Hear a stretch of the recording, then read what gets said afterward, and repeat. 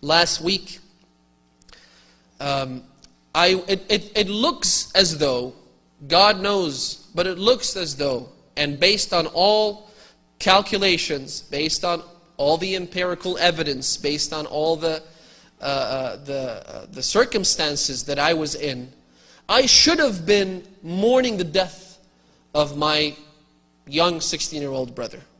Some of you might have known this. Some of you prayed for his recovery.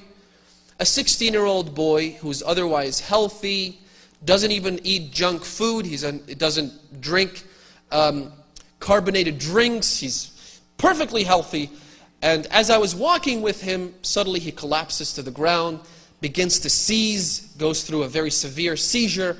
Medics come over, he loses his pulse, his heartbeat stops, he suffers what the doctors labeled as being much worse, and I quote, much worse than a heart attack. The paramedics come over, they begin to shock him, they give him 10 shocks. Normally they give up after the 5th or the 6th shock. They give him 10. They take him back to the hospital. Doctors come to me and say, you know what, we're doing the best we can. Which I thought was another very polite way of saying, don't expect much from your brother's condition because he's not doing too well. And certainly he wasn't doing too well. He was tachycardic, his heart was beating at a rate of 300 beats per minute, the average being 70, 80. And I knew I lost him the moment they came back and said, obviously his heart stopped at one stage, but it started beating again. But I knew I lost him when they came and said that what we want to do now is take him to another specialized hospital, but in the meantime, we want to freeze his body and his brain, so that if there is any hope in his brain starting to function once again, at least we preserve that brain activity. The rest of the body, we don't know. If he wakes up, the likelihood is very high that he's going to be in a vegetative state for a very, very long time. Now, in one word, if you asked me to describe my condition, and he was the only family I had at the time, but if you asked me to describe what I was going through, my mindset at the time, and I'm sharing this with you because I'd like you to remember that saying, that dua, alhamdulillah alladhi afani mimma ibtalahu bihi walau sha'a lafa'al, and to really remember how needful we are, how desperate we are for God's help and intervention at every single moment of our lives. In one word, I would describe my state of mind as absolute helplessness. Absolute helplessness. I guess it would feel the same way if I was drowning in the middle of the ocean and there was no one around to help. The moments of desperation, of destitute helplessness that I went through were very sobering. And they made me realize just how much God's hand is always at play, intervening at every moment.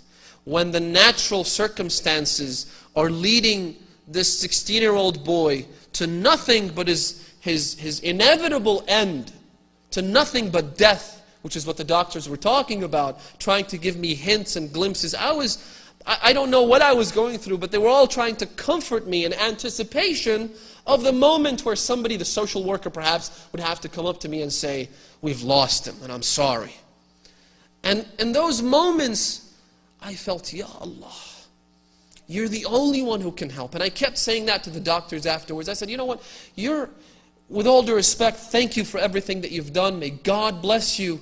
But you're merely instruments and you're tools. Ultimately, his fate, my fate, everybody's fate rests in his hand and no one else. Because when the doctors were going crazy over the fact that he had no heartbeat, his heart was beating at 20 beats per minute. So from 300, it came back down to 20, which is almost clinically dead.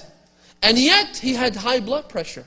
The doctors were going crazy. They couldn't explain how his heart was almost not beating, and yet there was enough blood pressure to sustain the brain to continue to function.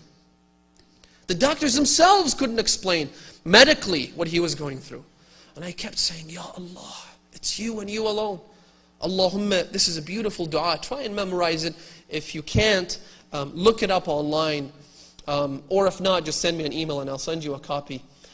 It's recommended to recite this dua at the time of severe affliction, at the time of absolute hopelessness and helplessness, when you know there's only one person who can help, and it's His intervention that really matters, and that's God.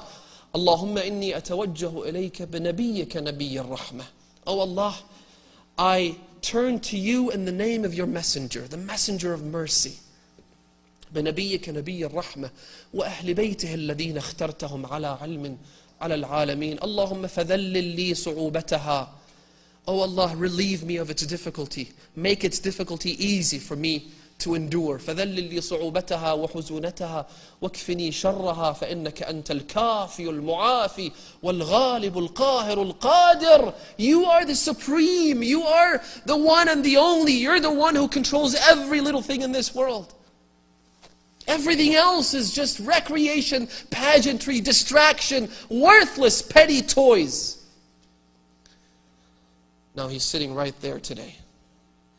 He came, and when I asked him to come along with me, he probably didn't know that I was going to talk about him, but I said, you know what?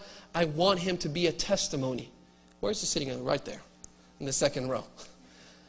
And sure, he went through a lot, and just to satisfy your curiosity, they ended up putting a defibrillator in him, so there's a device that shocks him if the heart rate goes to a level that's too high, or paces him when it goes too low. He went through quite a lot, and he doesn't remember, he has no recollection of the event whatsoever.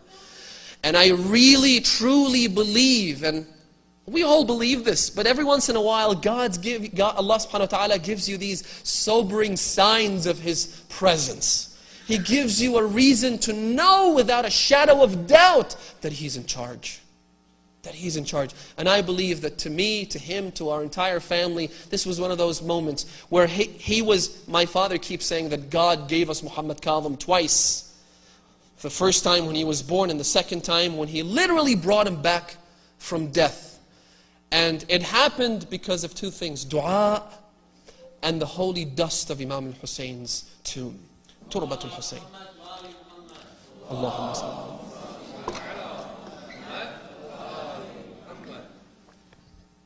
Alhamdulillah. Alhamdulillah.